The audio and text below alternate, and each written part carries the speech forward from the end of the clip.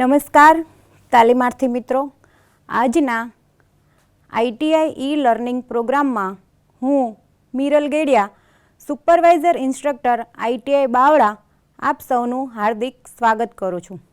તો આજે આપણે આઈટીઆઈમાં ચાલતા કોમ્પ્યુટર ગ્રુપ અંતર્ગત કસ્ટમાઇઝ ધ ડેસ્કટોપ પ્રેક્ટિકલ વિશે હું તમને સંપૂર્ણ તાલીમસર સમજાવીશ. તાલીમાર્થી મિત્રો, તમે જાણો છો કે વિન્ડોઝ ઓપરેટિંગ સિસ્ટમ એ GUI એટલે કે ગ્રાફિકલ યુઝર ઇન્ટરફેસ બેઝડ છે. વિન્ડોઝ ઓપરેટિંગ સિસ્ટમ એ યુઝર ફ્રેન્ડલી ઓપરેટિંગ સિસ્ટમ છે, જેથી કરીને વિન્ડોઝ ઓપરેટિંગ સિસ્ટમમાં ડેસ્કટોપને લગતા સેટિંગ આપણે સરળતાથી કરી શકીએ છીએ. તો આજનો આપણો પ્રેક્ટિકલનો હેતુ છે કસ્ટમાઇઝ ધ ડેસ્કટોપ.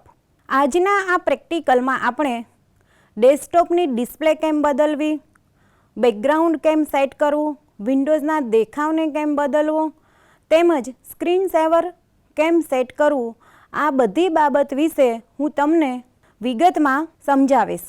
તાલીમાર્થી મિત્રો, તમે જે આ સ્ક્રીન જોઈ શકો છો એને ડેસ્કટોપ કહેવામાં આવે છે. ડેસ્કટોપને લગતા સેટિંગ્સ બે રીતે આપણે કરી શકીએ છીએ. પહેલાં આપણે ડેસ્કટોપ ઉપર જે બ્લેન્ક એરિયા છે, આઇકોન સિવાયનો જે એરિયા છે, એના ઉપર કોઈ પણ જગ્યાએ રાઇટ ક્લિક કરવાથી એક મેનુ ઓપન થાય છે.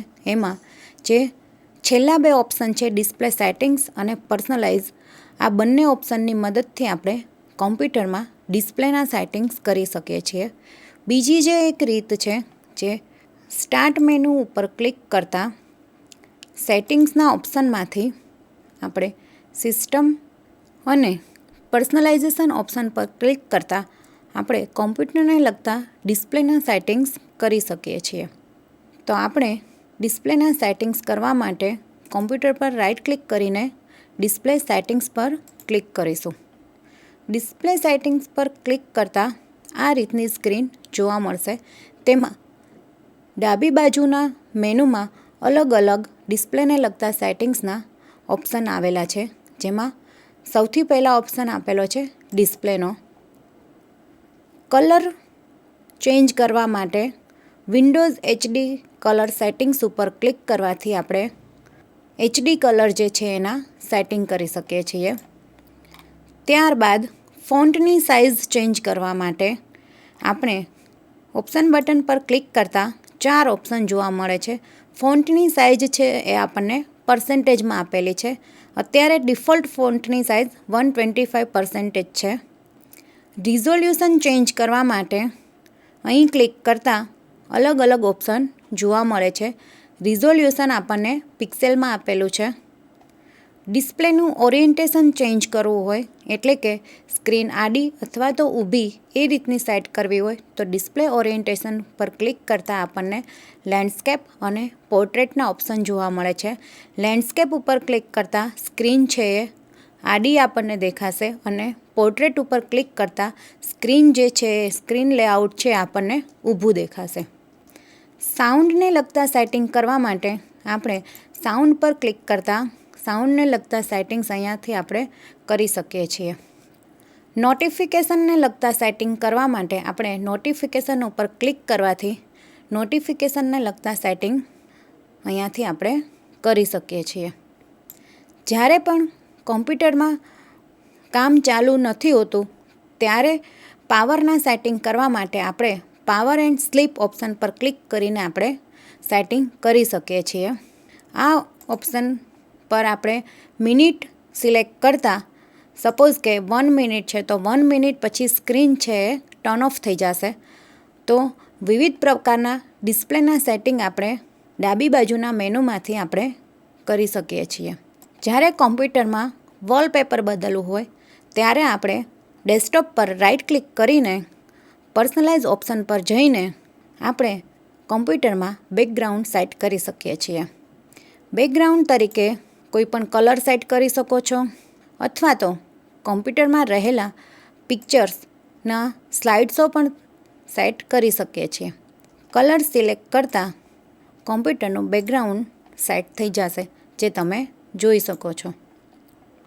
કલર્સ ચેન્જ કરવા માટે આપણે કલર્સના ઓપ્શનમાં જઈને કલર્સના સેટિંગ કરી શકીએ છીએ. આપણે બેકગ્રાઉન્ડને લગતા કલર સેટ કરવા માટે ચૂઝ યોર એસેન્ટ કલર પર automatically pick an accent colour from my background tick કરવાથી ઓટોમેટિકલી બેકગ્રાઉન્ડને કોન્ટ્રાસ્ટમાં કલર સેટિંગ સેટ થઈ જશે. લોક સ્ક્રીનને લગતા સેટિંગ્સ કરવા માટે આપણે લોક સ્ક્રીન ઉપર ક્લિક કરવાથી લોક સ્ક્રીનને લગતા સેટિંગ્સ કરી શકીએ છીએ, જેમાં સૌથી નીચે સ્ક્રીન સેવર પર ક્લિક કરતાં સ્ક્રીન સેવરને લગતા સેટિંગ્સ કરી શકીએ છીએ.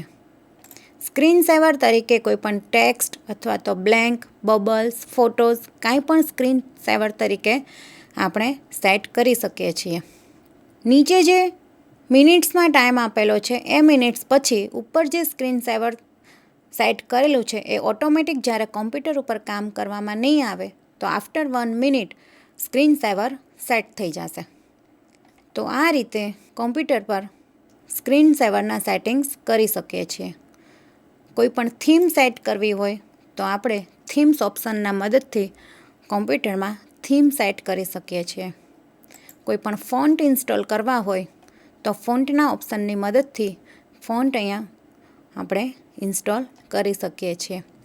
સ્ટાર્ટ મેનુને લગતા સેટિંગ્સ સ્ટાર્ટ બટન ઉપર ક્લિક કરતાં સ્ટાર્ટ મેનુને લગતા સેટિંગ્સ આપણે કરી શકીએ છીએ. સ્ક્રીનમાં સૌથી નીચે જે ટાસ્ક બાર છે એને લગતા સેટિંગ કરવા હોય તો ટાસ્ક બાર ઉપર ક્લિક કરતાં ટાસ્ક બારને લગતા સેટિંગ્સ આપણે કરી શકીએ છીએ. તો મિત્રો, આ પ્રેક્ટિકલમાં તમને ડેસ્કટોપની સેટિંગ કેમ બદલવું, બેકગ્રાઉન્ડ કેમ બદલવું, વિન્ડોઝના દેખાવને કેમ બદલવું તેમજ સ્ક્રીન સેવર કેમ સેટ કરવું તેની સંપૂર્ણ સમજ તમને મળી હશે. આ પ્રેક્ટિકલના અભ્યાસ કર્યા બાદ કોઈપણ યુઝર સરળતાથી ડેસ્કટોપને લગતા સેટિંગ કરી શકે છે. તો આ પ્રેક્ટિકલ વિશે તમને સંપૂર્ણ માહિતી મળી હશે. આભાર.